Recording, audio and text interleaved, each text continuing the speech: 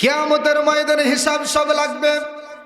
এজন্য অতীতে যদি আমরা ভুল করে থাকি আল্লাহ যেন আমাদেরকে ক্ষমা করেন।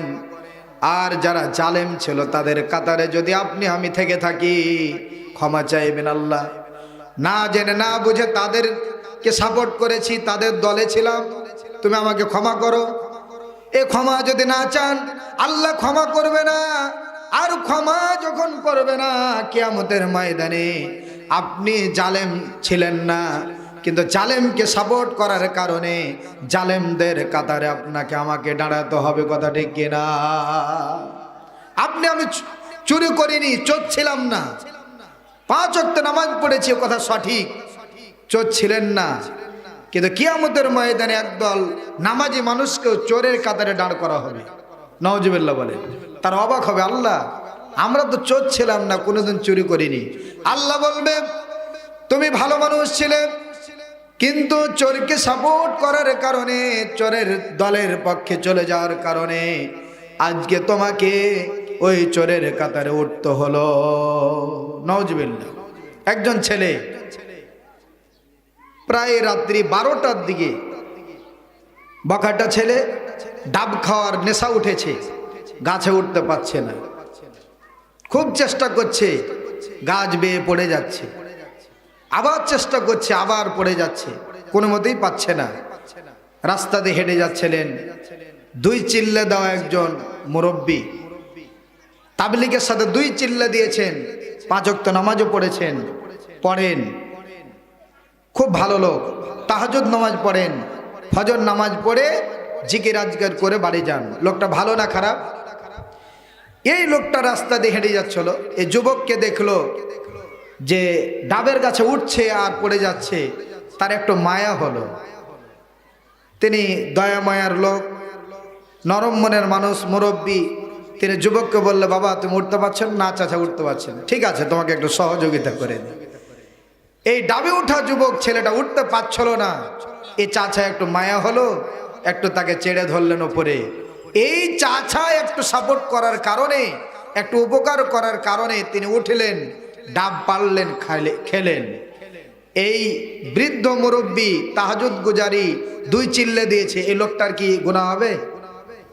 এই যে কথা বলছে না, গুনাহ হবে কি হবে না? এই যে একটু সহযোগিতা না করলে হয়তো বা সে উঠতে পারত না, কিন্তু আপনার আমার সহযোগিতা, ওই মুরব্বী চাচার সহযোগিতার কারণেই যুবক উঠে ডাবগুলো খেয়েছে। এখন ওই চাচা মসজিদে গিয়ে তাহাজ্জুদ নামাজ পড়লেন, জামাতের সাথে ফজরের নামাজ পড়লেন, আওবিনের নামাজ পড়লেন, এশরাকে নামাজ পড়লেন, জিকির আজকার করে খুব জায়নামাজে বসে কাঁদছেন, আল্লাহ আমাকে ক্ষমা করে দাও, মাফ করে দাও। এখন বলেন তো, এ চাচা কিছুই করেনি, ডাব পাড়েনি, ডাব খায়নি, কিন্তু বলেন তো ডাব চোরের কাতারে চাচা পড়েছে না পড়েনি? তার মানে কথা হচ্ছে এটাই, চুরি আপনি আমি করিনি, কিন্তু চোরকে সাপোর্ট করার কারণে কিয়ামতের ময়দানে আপনাকে আমাকে চোরের কাতারে দাঁড়াতে হবে। কথা ঠিক কিনা? তাহলে চুরি করব না, চোরকে সাপোর্ট করব না। আমার সময় শেষ হয়ে আসছে। যে কথা বলছিলাম মৃত্যু সম্পর্কে, তাহলে আপনাকে আমাকে মরতে হবে, মৃত্যুবরণ করতে হবে, কোনো সন্দেহ নেই। এই মৃত্যু সম্পর্কে আমাদের কোরআনের পাখি কত সুন্দর করে একটি কবিতা লিখেছিলেন, মরণ থেকে পালাও তুমি, মরণ তোমায় লইবে ঘিরি, যদিও সুদূর আকাশ পানে লুকাও তুমি লাগিয়ে সিঁড়ি। এই মহারোগের ওষুধ নেই, নেই সে ওষুধ জগতে, খুঁজিয়ে কাতর হইলে কি হবে, পারিবে না তারে ফিরাতে। মারহাবা। মৃত্যুকে ফিরাতে পারবেন? যেখানেই থাকেন, যেখানেই লুকান, সীসা ডালা প্রাচীরের মধ্যেও যদি আপনি লুকিয়ে থাকেন, মৃত্যু আপনাকে খুঁজে নেবেই, মৃত্যু খুঁজেই নেবে। যেহেতু মরতে হবে, সেহেতু আল্লাহর কাছে কামনা করতে হবে, দোয়া করতে হবে, প্রার্থনা করতে হবে, আল্লাহ আমার মৃত্যুটা জ্বর ঠান্ডাতে পড়ে থেকে প্যারালাইসিস হয়ে মৃত্যু না দিয়ে, পান্তে ডুবে আগুনে পড়ে অ্যাক্সিডেন্ট হয়ে মৃত্যু না দিয়ে, আল্লাহ তুমি আমাকে শহীদি মৃত্যু, শাহাদাতের মৃত্যুটা আমার নসিব করে দিও। মরতেই যে হতে হবে, সকল মৃত্যুর চাইতে হাজার হাজার শ্রেষ্ঠ মৃত্যু হচ্ছে শহীদ মৃত্যু। আলহামদুলিল্লাহ বলেন। এই মৃত্যু আমরা চাই না, চাই না, চাই না। সকল মৃত্যুর যন্ত্রণা আছে, কষ্ট আছে, খালি একটি মৃত্যুর যন্ত্রণা নেই, কষ্ট নেই, সেটা হচ্ছে শহীদ মৃত্যু। আলহামদুলিল্লাহ। মৃত্যুর যন্ত্রণা আছে না নাই? আছে। কিভাবে বুঝলেন?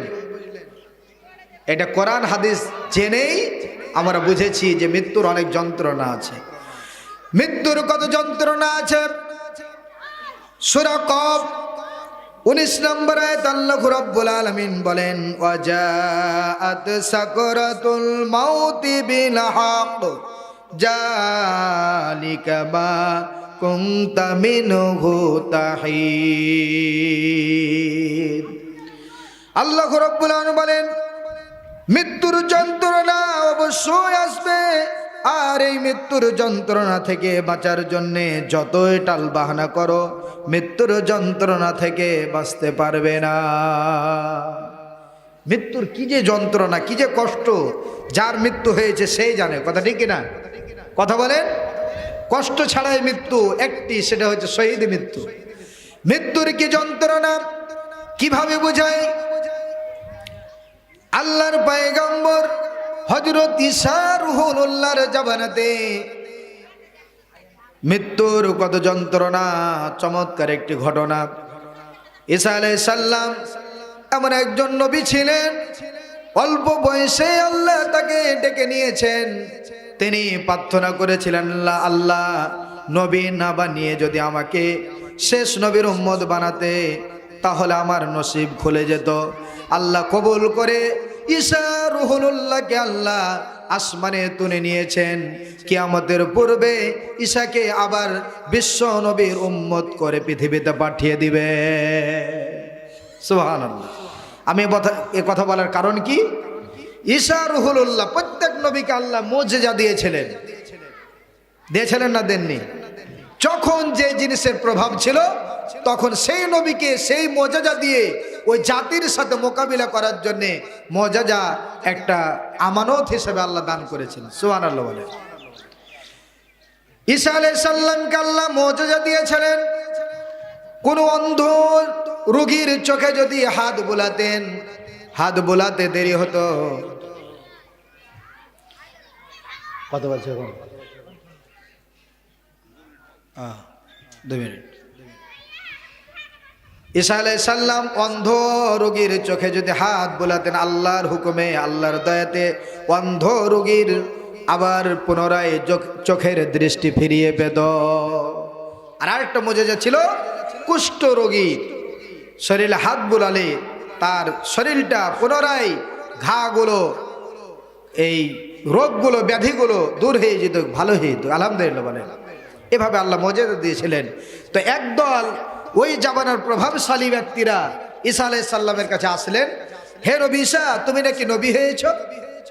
আমি শর্ট করে বলছি, তুমি নাকি নবী হয়েছ? ঈসা আলাইহিস সালাম বললেন, আল্লাহর পক্ষ থেকে আমাকে নবুয়ত দিয়েছেন, কিতাবও নাজিল হয়েছে। আলহামদুলিল্লাহ বলেন। তারা বলল, ঠিক আছে, নবীদের তো অনেক মুজিজা থাকে, তো তোমার একটা মুজিজা দেখতে চাই। ঈসা আলাইহিস সালাম বলছে, কি মুজিজা?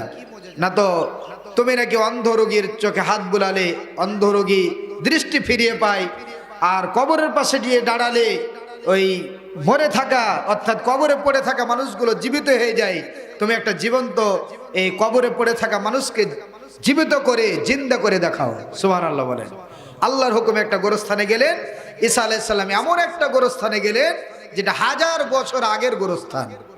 ওখানে গিয়ে আল্লাহর হুকুমে একটা কবরের পাশে দাঁড়িয়ে গিয়ে আকাশ প্রাণে তাকালেন, আল্লাহর উপর সাহায্য চাইলেন, দিয়ে বললেন, কুম বিইজনিল্লাহ। কাফেররা দাঁড়িয়ে আছেন, এই দৃশ্য দেখবেন। কুম বিইজনিল্লাহ বলে কবরের পাশে দাঁড়ালেন। আল্লাহর হুকুমে 1000 বছর আগে পড়ে থাকা কবর থেকে একটা জীবন্ত মানুষ দাঁড়িয়ে সালাম দিয়ে দিলেন। সুবহানাল্লাহ বলেন। দাঁড়িয়ে ঈসা রূহুল্লাহকে সালাম দিয়ে দিলেন। সালাম দেওয়ার পর বলছে যে, হে চাচা, আমাকে কিছু বলছেন নাকি? কে বলছে? ওই কবরে পড়ে থাকা ওই ব্যক্তি বলছে, চাচা কিছু বলছেন নাকি, ডাক দিয়েছেন নাকি? ঈসা আলাইহিস সালাম বলছে, আরে বাবা, তোমাকে চিনলাম না, জানলাম না, তুমি কে, আবার আমাকে চাচা বললে? ওই লোকটি বলল যে আমি হচ্ছে 1000 বছর আগে আমার মৃত্যু হয়েছিল, আল্লাহ রাব্বুল আলামিনের একজন পয়গম্বর নূহ আলাইহিস সালামের ছেলে আমি সাম। সুবহানাল্লাহ। নূহ আলাইহিস সালামের ছেলে আমি সাম। আমার বাবা নূহ আলাইহিস সালাম মৃত্যুর আগে কয়েকটি ওসিয়ত করে গিয়েছিল, কি না, তো শেষ জামানাতে আবার তোমাকে জীবিত হতে হবে। সুবহানাল্লাহ। এবং ঈসা রুহুল্লাহ তোমাকে জীবন দান করবে, আল্লাহ দান করবে, কিন্তু তার মাধ্যমে তোমাকে আবার পৃথিবীতে আসতে হবে, জীবিত হতে হবে। তো আমার পক্ষ থেকে তোমার চাচা অর্থাৎ আমার ভাই ঈসার কাছে আমার সালামটা পৌঁছে দিও। সুবহানাল্লাহ। এভাবে অনেক কথা হলো, সময় যেহেতু শেষ, আমি আলোচনা শেষ করে দেব। মৃত্যুর যে কি যন্ত্রণা, এই কথা বলতে গিয়ে আমি ঘটনাটা আনলাম। এখন ঈসা রুহুল্লাহ তার ওই সাম হচ্ছে নূহ আলাইহিস সালামের ছেলে, সামের ফিগারের দিকে চেয়ে দেখলেন যে টপ টপ করে তার মানে কপাল বেয়ে ঘাম ঝরছে, এবং ওই সামের চুলগুলো ছিল কাঁচা, চুলগুলো পুরা চুল, তার মাথার চুল এবং দাড়িগুলো পেকে গিয়েছে। নূহ আলাইহিস সালাম বললেন, না, ঈসা আলাইহিস সালাম বললেন, আচ্ছা নূহ আলাইহিস সালামের ছেলে সাম, আমি শুনেছি যে ওই নূহ আলাইহিস সালামের জামানার সকল মানুষের চুলগুলো থাকবে কাঁচা, কিন্তু তোমার চুলগুলো পেকে গিয়েছে, কারণটা কি?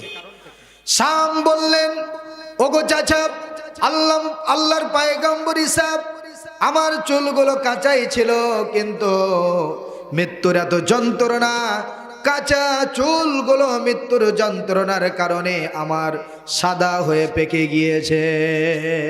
সুবহানাল্লাহ।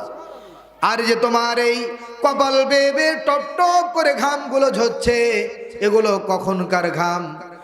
ওই সাম বলল, আজ থেকে 1000 বছর আগে আমার মৃত্যু হয়েছে, কিন্তু মৃত্যু হওয়ার সময় আমার শরীরটা ঘেমে গিয়েছিল, কিন্তু এত যন্ত্রণা, 1000 বছরের ঘামটা এখনো আমার শরীরে ধরা আছে। আল্লাহু আকবার। অল্প সময় কিভাবে বোঝায় মৃত্যুর যন্ত্রণা? মৃত্যুর যন্ত্রণা থেকে তারাই বেঁচে যাবে কারা? ওয়ালা তাহসাবান্নাল্লাযীনা কুতিলু ফি সাবিলিল্লাহি আমওয়াতা বাল আহইয়াউন ইনদা রাব্বিহিম ইরযাকুন। যারা দিনের জন্য, ইসলামের জন্য অকতরে রক্ত ঝরাবে, জীবনটা দিয়ে দিবে, এরা হচ্ছে শহীদ। আর এরা মৃত্যু হওয়ার পরেই এরা হয়ে যাবে কবরের মধ্যে জীবিত, এবং জান্নাত থেকে তাদের কবরের মধ্যে রিজিকের ব্যবস্থা করা হবে। সুবহানাল্লাহ। কি বলি, কোনটা বলি, কোনটা ছাড়ি? শহীদ হতে চাই তো আমরা, শহীদ হতে চাই। তাহলে সময় একেবারে শেষ, সময় শেষ। জি, আচ্ছা, এই জন্য আর কথা বলতে চাই না, আমরা শহীদ হতে চাই। শহীদ অনেক নবী, রাসূল, সাহাবা আজমাইন শহীদ হয়েছে, হয়নি? আমি 1 মিনিটে বলতে চাই, শহীদ হয়েছেন ওমর রাদিয়াল্লাহু তাআলা ফজরের নামাজে, শহীদ হয়েছেন উসমান রাদিয়াল্লাহু তাআলা কোরআন তেলাওয়াত করতে করতে, শহীদ হয়েছেন কাফের হাতে হযরত সুমাইয়া রাদিয়াল্লাহু তাআলা, কথা ঠিক কিনা? শহীদ হয়েছেন খাব্বাব, শহীদ হয়েছেন খুবাইব, শহীদ হয়েছেন শ্রেষ্ঠ জামানার শ্রেষ্ঠ মুজাদ্দিদ ইমাম আজম ইমাম আবু হানিফা। সুবহানাল্লাহ। এমন শহীদ হয়েছিলেন, চাবুকের আঘাতে তার শরীরটা এমন হয়েছিল, লাশটা এসেছিল তার জেলখানা থেকে, লাশ ধোয়াইতে যখন যায় তখন তার শরীর থেকে গোশগুলো খসে খসে পড়ছিল। এত চাবুকের আঘাত মেরেছিল ইমাম আবু হানিফাকে, শরীর থেকে, হাড্ডি থেকে মাংসগুলো খসে খসে পড়ছিল। সুবহানাল্লাহ। কিসের জন্য? দিনের জন্য, ইসলামের জন্য। যেন আসি, আমি পরিশেষে কথা বলতে চাই, আমরা সকলেই শহীদের তামান্না নিয়ে বেঁচে থাকতে চাই, মৃত্যু যেন আমাদের শহীদ হয়। সকলে বলে আল্লাহুম্মা আমিন। ওয়া আখিরু দাওয়ানা আলহামদুলিল্লাহি রাব্বিল আলামিন। ভালো থাকেন, সুস্থ থাকেন। আসসালামু আলাইকুম ওয়া রাহমাতুল্লাহ।